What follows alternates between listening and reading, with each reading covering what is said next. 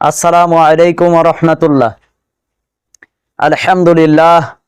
আলহামদুলিল্লাহি রাব্বিল আলামিন ওয়াসসালাতু ওয়াসসালামু আলা রাসূলিহিল কারীম ওয়া আলা আলিহি ওয়া আসহাবিহি আজমাইন। আম্মা বা'দু ফাআউযু বিল্লাহি মিনাশ শাইতানির রাজীম। বিসমিল্লাহির রহমানির রহিম। ওয়ালা তাকুলু লিমান ইউকতালু ফি সাবিলিল্লাহি আমওয়াত বাল আহইয়াউন ওয়ালাকিন লা তাশউরুন। সমস্ত প্রশংসা আল্লাহ রাব্বুল আলামিনের দরবারে, যে মহান আল্লাহ রাব্বুল আলামিন আবারও আপনাদের মাঝে আরেকটি গুরুত্বপূর্ণ বিষয় নিয়ে আলোচনা করার জন্য উপস্থিত হওয়ার তৌফিক দিয়েছেন। সম্মানিত দর্শক ও শ্রোতা, আজকের আলোচনার বিষয়বস্তু হচ্ছে পশ্চিমবঙ্গে মমতাকে হারানো তাদের পূর্ব পরিকল্পনারই অংশ, বাংলাদেশে হামলার পূর্ব মুহূর্ত। আপনারা ইতিমধ্যে জানেন, পশ্চিমবঙ্গে বিধানসভা নির্বাচনে পশ্চিমবঙ্গের মুখ্যমন্ত্রী মমতা বন্দ্যোপাধ্যায়কে হারানো হয়েছে। কঠোর উগ্র হিন্দুত্ববাদী নেতা শুভেন্দু অধিকারীকে ফাঁস করানো হয়েছে এবং ধারণা করা হচ্ছে যে তাকেই মুখ্যমন্ত্রীর পদে বসানো হতে পারে। আর এটি তাদের পূর্ব পরিকল্পনারই অংশ, কারণ ভারতের ক্ষমতাশালী দল বিজেপি এবং কট্টর উগ্র হিন্দুপন্থী দলগুলো, তারা তাদের যেই স্বপ্ন অখণ্ড ভারত, সেই অখণ্ড ভারত প্রতিষ্ঠা করার জন্য তারা কাজ করতেছে।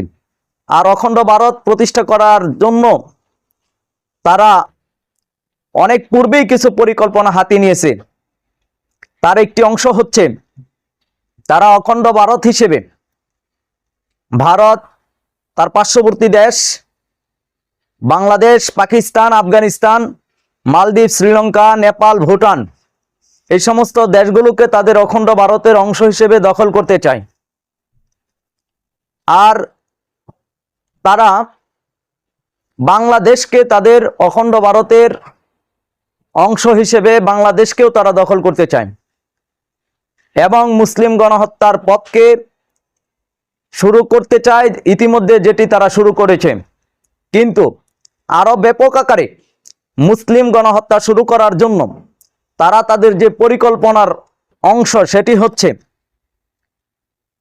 পশ্চিমবঙ্গকে তাদের নিজস্ব হাতে নিয়ে আসা, তাদের মতাদর্শে যিনি বিশ্বাস করে তাকে ক্ষমতায় নিয়ে আসা।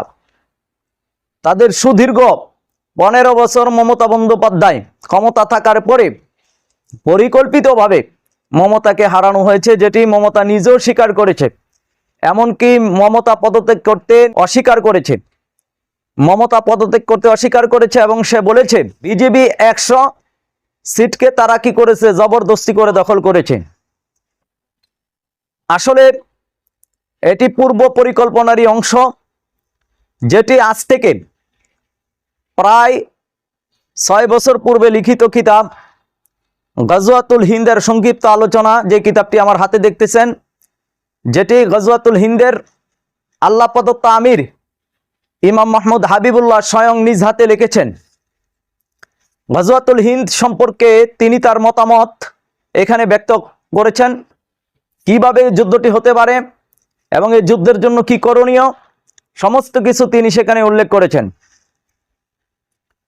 এখানে ইমাম মোহাম্মদ হাবিবুল্লাহ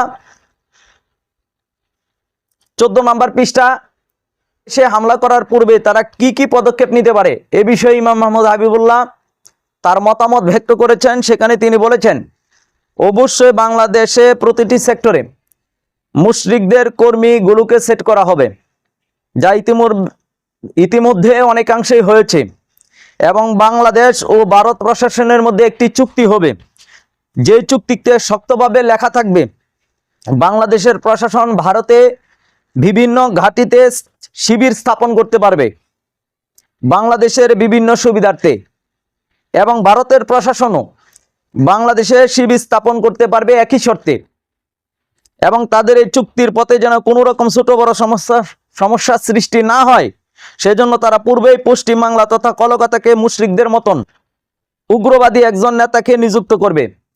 হতে পারে মমতাকে তারা কৌশলে নির্বাচনে পরাজিত করবে, অথবা কোনো দোষ দেখিয়ে গ্রেফতার কিংবা সরিয়ে দিতে পারে। আর এমনও হতে পারে তারা মমতাকেই কোনো মাধ্যমে বসে আনতে পারে। এই কিতাবের 14 নম্বর পৃষ্ঠার মধ্যে ইমাম মাহমুদ যা বলেছে আজকে হুবহুব আমরা তাই দেখতেছি, যে মমতাকে ক্ষমতাচ্যুত করা হয়েছে। সেই চুক্তি অনুযায়ী এখন তারা গণহত্যার পথের দিকে যাবে এবং তাদের যে অলীক স্বপ্ন অখণ্ড ভারত বা রামরাজ্য প্রতিষ্ঠা করা, সেটি যে কোনো মূল্যে তারা করবে। শুভেন্দু অধিকারী প্রকাশ্যে কি বলেছেন এবং বিজেপি এক নেতা কি বলেছেন, আসুন প্রথমে আমরা সেটি শুনি। শতাংশ মুসলমানকে কচুর মতো কুচিয়ে দিয়ে রাতের অন্ধকারে ভাগীরথীর জলে ভাসিয়ে দিতে পারি। আগামী দিনে লড়াই হবে কুরুক্ষেত্রের যুদ্ধ। দেখেন প্রকাশ্যেই বিজেপি এক নেতা বলতেছে যে এক ধর্মযুদ্ধের কথা, যে ধর্মযুদ্ধের কথাই আমরা আপনাদেরকে বলতেছি। 1400 বছর পূর্বে আল্লাহ রসুল সাল্লাল্লাহু আলাইহি সাল্লাম এই ধর্মযুদ্ধ তথা গজওয়াতুল হিন্দের যুদ্ধের কথা বলেছেন, যে মুশরিকদের পক্ষ থেকে এই ফিতনা সৃষ্টি হবে, মুশরিকরা এই ফিতনা সৃষ্টি করবে। আপনি ঘরে বসে থাকলেও ফিতনা তারা তৈরি করবে। এই যুদ্ধ আপনি না করলেও আপনাকে এই যুদ্ধে টেনে নেওয়া হবে, কারণ তারা তাদের অখণ্ড ভারত যে চিন্তা, এটি কত ভয়ঙ্কর একটা চিন্তা। তারা আরেক দেশকে দখল করতে চায়। তারা বাংলাদেশ, পাকিস্তান, আফগানিস্তান, নেপাল, ভুটান, শ্রীলঙ্কা, মালদ্বীপ, মায়ানমারকে তারা দখল করতে চায়।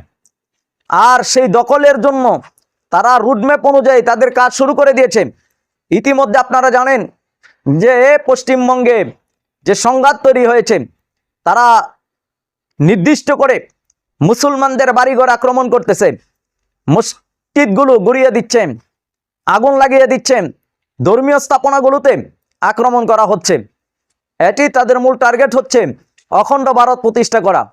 এই অখণ্ড ভারত তারা প্রতিষ্ঠা করার জন্য তারা কাজ করে যাচ্ছে। এটি ভয়ঙ্কর এক ফিতনা তৈরি হবে এবং তারা রামরাজ্য প্রতিষ্ঠার পথে তারা মুসলমানদেরকে কচুকাটা করবে। কিন্তু আল্লাহ রসুল সাল্লাল্লাহু আলাইহি সাল্লাম বলছেন যে এই যুদ্ধে মুসলমানদের বিজয় হবে। তারা ফিতনা তৈরি করলেও তারা বিজয় লাভ করবে না। আব্দুল্লাহ ইবনে ওমর রাদিয়াল্লাহু তাআলা আনহুর সেই হাদিস আমি আপনাদেরকে স্মরণ করিয়ে দিতে চাই, যেখানে আব্দুল্লাহ ইবনে ওমর রাদিয়াল্লাহু তাআলা আনহু থেকে বর্ণিত আল্লাহ রাসূল সাল্লাল্লাহু আলাইহি সাল্লাম বলেছেন, সাবধান, মুশরিকরা অবাধ্যতা বৃদ্ধির মাধ্যমে পৃথিবীতে কিয়ামত আনয়ন করবে তথা তৃতীয় বিশ্বযুদ্ধ ঘটাবে। অর্থাৎ তারা সীমা লঙ্ঘন করবে, তারা মুসলমানদেরকে নির্যাতন করতেছে। উগ্র হিন্দুত্ববাদীদেরকে আমরা বলতে চাই, আপনারা যে ফিতনা তৈরি করতেছেন, এই ফিতনার কারণে আপনারা নিজেরাই নির্মূল হয়ে যাবেন ইনশাআল্লাহ। আপনাদের পতন, আপনাদের ধ্বংস আপনারা নিজেরা ডেকে আনতেছেন। আপনাদের সীমা লঙ্ঘনের কারণে আপনাদের ধর্মটাই থাকবে না, আপনাদের দেশটাও মুসলমানরা নিয়ন্ত্রণে নেবে ইনশাআল্লাহ। যেটি আজ থেকে 1400 বছর পূর্বে আল্লাহ রসুল বলেছেন। এটা আমাদের কথা নয়, আপনাদের বাড়াবাড়ি করার কারণে দেয়ালে যখন পিঠ থেকে যাবে তখন মুসলমানরা ঠিকই জেগে উঠবে। আজকে মুসলমান যুবকরা জেগে উঠতেছে, আজকে ঘরে ঘরে মুসলমানরা আওয়াজ উঠাচ্ছে গজওয়াতুল হিন্দের। আপনার এই গজওয়াতুল হিন্দের দামামা যখন বেজে যাবে, পালানোর পথ পাবেন না ইনশাআল্লাহ তাআলা। আল্লাহর রসুলের সেই নির্দেশনা অনুযায়ী, আল্লাহর রসুলের শুভ সংবাদ অনুযায়ী মুসলমানরা ইনশাআল্লাহ তাআলা ভারতীয় উপমহাদেশে ইসলামী ইমারত তৈরি করবে। এজন্য আমরা শুধু এতটুকু বলতে চাই, আমরা এই ফিতনা চাই না, তথাপি ওই ফিতনা তারা ঘটাবে। মাহাদির আত্মপ্রকাশের পূর্বে যে গজওয়াতুল হিন্দ হবে সেটি কিন্তু ভবিষ্যৎবাণী করেছেন। আজকে সেই ভবিষ্যৎবাণীর একেবারে ধার প্রান্তে আমরা, আজকে তারা যুদ্ধ শুরু করে দিয়েছে। আমরা মনে করতেছি যে যুদ্ধ আরো অনেক পরে শুরু হবে, না, এটাই এক প্রকার যুদ্ধ, যে মুসলমানদের মসজিদে আক্রমণ করা, মাদ্রাসাতে আক্রমণ করা, মুসলমানদের দাড়ি টেনে ছিঁড়া, জয় শ্রীরাম বলতে বাধ্য করা, মা বোনদেরকে দর্শন করা, বাচ্চাদেরকে জয় শ্রীরাম বলতে বাধ্য করা, এটি যুদ্ধের আলামত। তারা যুদ্ধ শুরু করে দিয়েছে। এই যুদ্ধ তারা বাংলাদেশেও করতেছে। তারা কুরুক্ষেত্রের যুদ্ধ হিসেবে প্রস্তুতি নিচ্ছেন। তাদের যুদ্ধ হিসেবে তাদের কত নিকৃষ্ট চিন্তা চেতনা, তারা বাংলাদেশের আমাদের বোনদেরকে দর্শন করতেছে এবং তারা বলতেছে যে এটি তাদের একটা ধর্মযুদ্ধ। নাউযুবিল্লাহ, কত নিকৃষ্ট চিন্তার মানুষ, কত নিম্ন পর্যায়ের মানুষ, কত বিকৃত মস্তিষ্ক হলে মানুষ এই চিন্তা করতে পারে যে অপর ধর্মের মানুষকে বেইজ্জতি করা, দর্শন করা, আর এটাকে ধর্মযুদ্ধ হিসেবে নেওয়া। নাউযুবিল্লাহ, আস্তাগফিরুল্লাহ। এই জন্য তাদের যে সীমালঙ্ঘন, এই সীমালঙ্ঘনের ব্যাপারে জাতিকে সতর্ক করা লাগবে। আলেম ওলামা থেকে শুরু করে সাধারণ যুবক ভাই থেকে শুরু করে প্রত্যেকটা মুসলমানের উচিত এখনই আওয়াজ উঠানো এবং জাতিকে সতর্ক করা। সামনের যে ভয়ানক এই ফিতনা, আপনি না চাইলেও আপনার ঘরে আসবে। আপনি মনে করতেছেন এই ফিতনা থেকে আপনি বাঁচবেন, আপনি বাঁচতে পারবেন না। এজন্য আল্লাহ রাসূল বলছেন, ইউশিকু আইয়াকুনা জিহাদুন বাইনাল মুমিনিনা ওয়াল মুশরিকিন। কাতাদা রাদিয়াল্লাহু তাআলা আনহুর সেই হাদিস, যেটি কিতাব উলুমুদ্দিনের মধ্যে রয়েছে। ইমাম মুজারি রহমতুল্লাহি আলাই তার কিতাবের 854 এবং 55 নম্বর হাদিসের মধ্যে দুইটা হাদিস এনেছেন। এখানে বলতেছে যে একটি যুদ্ধ হবে অদূর ভবিষ্যতে মুশরিকদের মাঝে এবং মুমিনদের মাঝে। সুতরাং এই যুদ্ধের দামামা তারা শুরু করে দিয়েছে। এখন মুমিনদের পক্ষ থেকে যখনই প্রতিরোধ গঠন হবে, আত্মরক্ষামূলক যখনই ঘটনা সামনে আসবে, তখনই কিন্তু এটা আরো ব্যাপক আকার ধারণ করবে। এজন্য আসুন আমরা এখনই সতর্ক হই, মুসলিম উম্মাহকে সতর্ক করি। আল্লাহ তাআলা আমাদেরকে সেই তৌফিক দান করুন। গাজওয়াতুল হিন্দের যুদ্ধে আমাদেরকে অংশগ্রহণ করার তৌফিক দান করুন। আমিন ইয়া রাব্বাল আলামিন। আসসালামু আলাইকুম ওয়া রাহমাতুল্লাহ।